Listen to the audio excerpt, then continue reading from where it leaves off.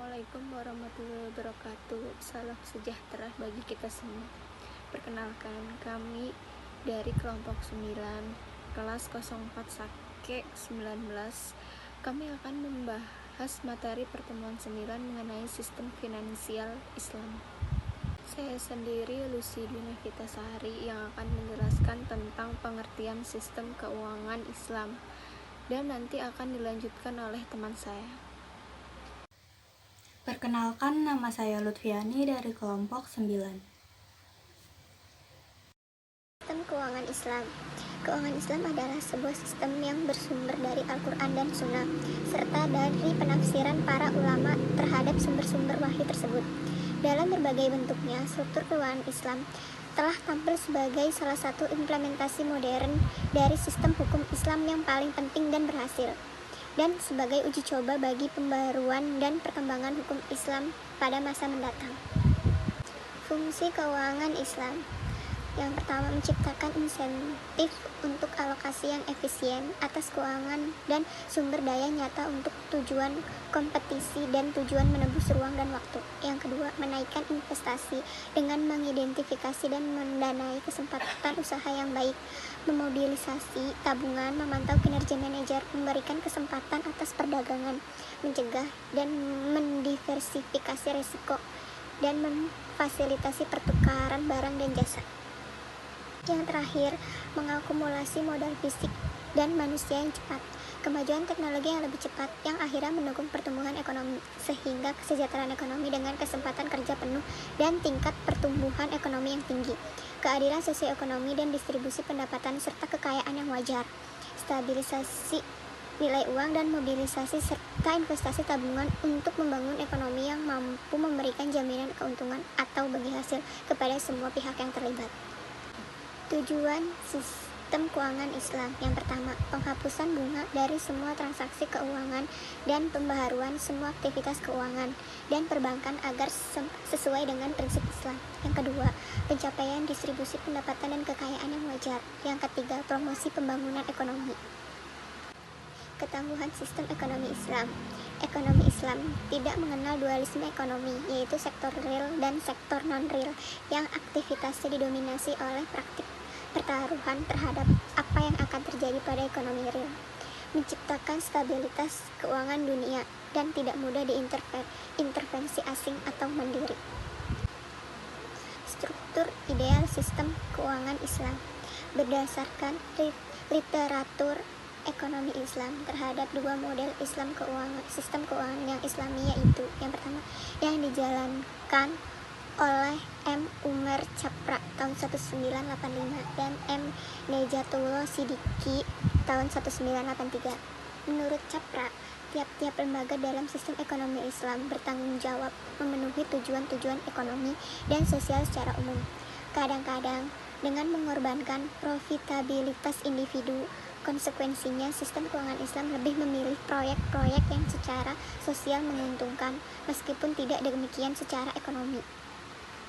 Yang kedua, dikemukakan oleh Abdul Halim Islami tahun 1986. Menurut model Islami, Ismail, bank-bank Islam adalah lembaga komersial yang bertanggung jawab terutama kepada para pemegang saham dan deposan.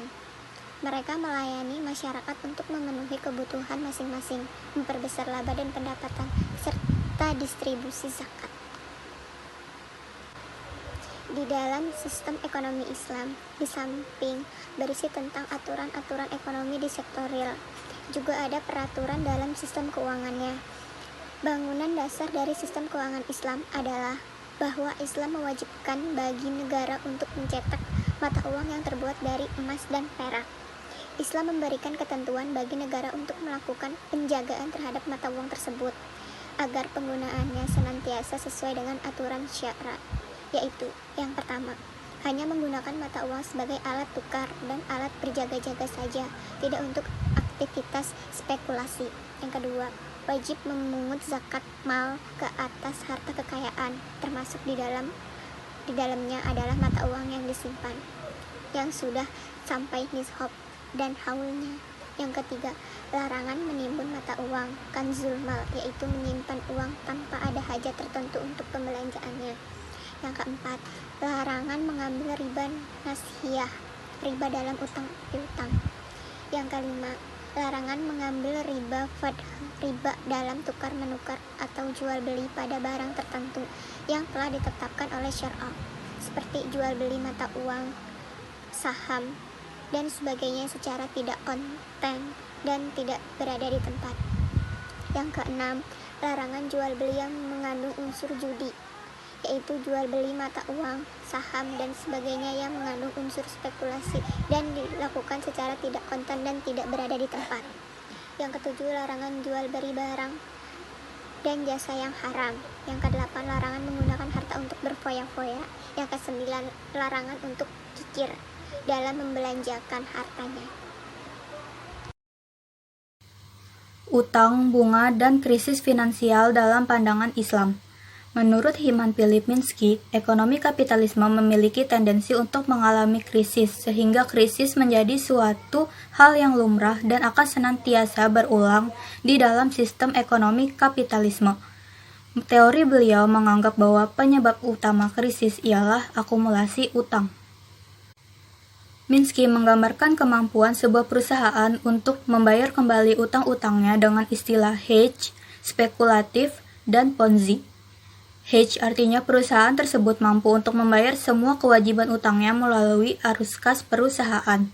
Spekulatif artinya perusahaan yang hanya mampu membayar bunga pinjaman, namun harus memutar kembali utangnya, yaitu berutang kembali kepada pihak lain sebagai upaya agar dapat membayar cicilan pokok utangnya. Ponzi digunakan untuk menunjukkan perusahaan yang tidak mampu membayar baik bunga maupun utang pokoknya. Karakteristik yang menjadi bagian tak terpisahkan dari kapitalisme adalah adanya utang yang mengandung riba. Riba dari segi bahasa berarti tambahan. Riba dalam istilah syar'i ialah tambahan yang didapat dengan cara yang tidak dibenarkan oleh syariat. Para ulama membedakan riba menjadi dua jenis, yaitu riba nasi'ah dan riba fadl. Riba nasi'ah ialah tambahan yang diambil karena penundaan pembayaran utang. Riba fadl ialah riba yang diambil dari kelebihan pertukaran barang-barang riba. Syafi'i Antonio menjelaskan tentang karakteristik dari bunga, yaitu 1. Penentuan bunga dibuat pada waktu akad dengan asumsi harus selalu untung. 2. Besarnya persentase berdasarkan pada jumlah uang atau modal yang dipinjamkan. 3. Pembayaran bunga tetap seperti yang dijanjikan tanpa pertimbangan apakah proyek yang dijalankan oleh pihak nasabah untung atau rugi. 4. Jumlah pembayaran bunga tidak meningkat sekalipun jumlah keuntungan berlipat atau keadaan ekonomi sedang booming. Dengan demikian, pada dasarnya bunga dalam utang ialah riba nasi'ah karena merupakan tambahan dari utang. Mengenai keharaman riba telah jelas diatur dalam Al-Quran. Perekonomian berbasis riba tersebut mengakibatkan rapuhnya perekonomian dan rawannya terjadi krisis ekonomi. 7. Prinsip mengelola finansial secara Islami. 1. Pendapatan. Pendapatan yang akan dibelanjakan untuk memenuhi kebutuhan pokok seperti makan dan minum yang akan dikonsumsi akan mengalir di dalam darah, sehingga pekerjaan apapun yang dilakukan haruslah halal, agar membawa berkah bagi keluarga dan terhindar dari murka Allah. 2. Pengeluaran. Jangan sampai pengeluaran lebih besar daripada pemasukan. Buatlah daftar anggaran bulanan yang dapat mengontrol pengeluaran agar tidak berlebih. Namun jangan lupa infakkan sebagian pemasukan sebagai bekal amal soleh. 3. Perencanaan jangka panjang. Untuk menyiasati kebutuhan yang tak terduga di masa mendatang, perlu adanya komitmen mempersiapkannya sedini mungkin dengan perencanaan finansial yang baik. 4. Asuransi. Asuransi adalah salah satu tindakan yang tepat untuk melindungi harta yang dimiliki dan anggota keluarga saat sakit. Dengan niatan yang baik, tidak ada salahnya mengikuti asuransi syariah untuk meminimalkan risiko terhadap kejadian buruk yang tak terduga. 5. Pengelolaan utang. Utang yang diharamkan dalam Islam adalah utang yang mengandung unsur riba, seperti utang yang berbunga. Dewasa ini, banyak pilihan bank syariah yang menawarkan modal usaha dengan sistem pengelolaan yang merujuk kaidah menurut hukum Islam. 6. Investasi. Investasi dalam bentuk emas, deposito, ataupun saham adalah hal yang sah-sah saja untuk dilakukan. Kesempatan membuka peluang usaha saat ini dan masa yang akan datang dapat dimulai dengan menginvestasikan modal secara islami. 7. Zakat. Zakat bertujuan untuk menyucikan harta. Allah mewajibkan hambanya untuk mengeluarkan zakat setiap tahunnya. Poin zakat ini wajib dimasukkan dalam perhitungan dan perencanaan keuangan secara Islam. Dalam hukum syariah ada dua macam kaidah, yaitu yang pertama dalam ibadah. Kaidah hukum yang berlaku adalah semua hal yang dilarang, kecuali yang ada ketentuannya dalam Al-Quran atau Sunnah. 2.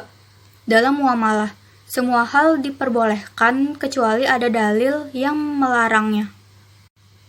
Untuk mengidentifikasi transaksi yang dilarang oleh Islam dapat dikelompokkan menjadi 3 faktor sebagai berikut. 1. Haram zat atau barangnya, meliputi babi, minuman keras, bangkai, dan darah. 2. Haram selain zatnya, mencakup tadlis, tagrir atau goror, ikhtikar atau monopoli, bai najasi, riba, masyir, dan risyuah atau suap menyuap. 3. Tidak sah atau lengkap akadnya, mencakup rukun dan syaratnya tidak terpenuhi, terjadi ta'alluqatahu ketergantungan suatu akad dengan akad yang lain, serta terjadi 2-in-1. Sekian penjelasan dari kelompok kami, semoga materi yang kami jelaskan dapat bermanfaat bagi kita semua. Terima kasih. Wassalamualaikum warahmatullahi wabarakatuh.